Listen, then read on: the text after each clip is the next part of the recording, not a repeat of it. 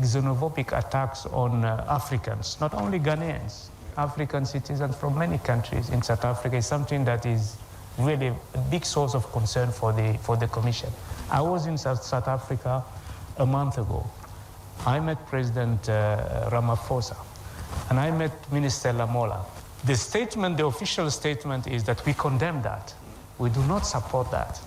And they made it even with me in a press conference with the foreign minister. He said if there are illegal migrants in South Africa, they have to be handled through the proper channels of the law of the country. The persons who are funding these xenophobic attacks are known, and they've been left free to continue to do what they want to do, and so it's become something they are doing with impunity at very high cost to us. We had to charter planes to go to South Africa to evacuate our citizens. We operated 3 charter flights as the continental body.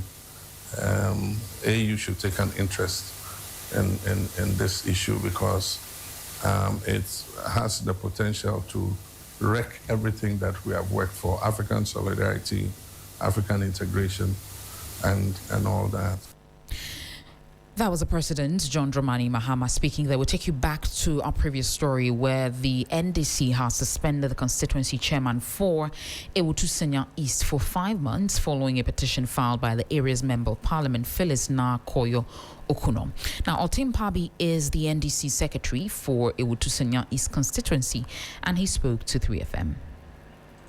Well, Kamani, as the constituency secretary, I am quite surprised at the turn of events.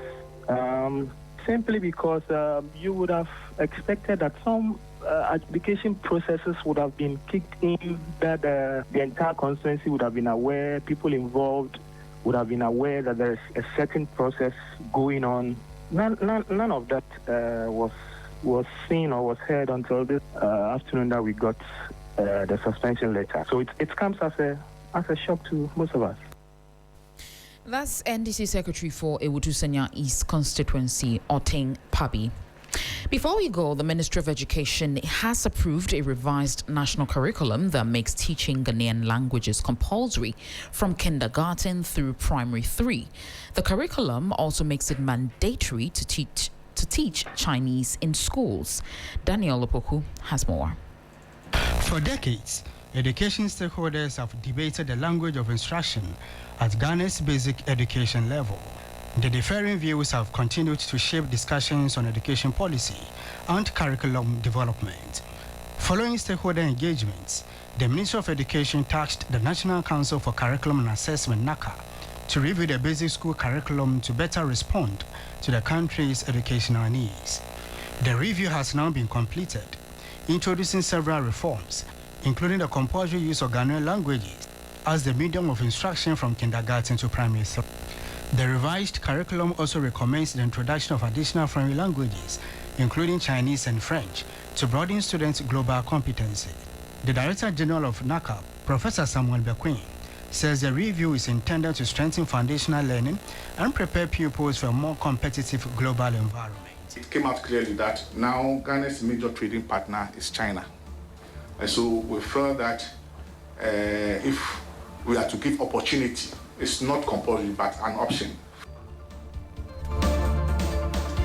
That's how we wrap up this morning's news on 3FM 92.7. For more stories and updates, don't forget to check out our website, 3news.com. My name is Christabel Success Trevor. Business is up next on The Sunrise Show.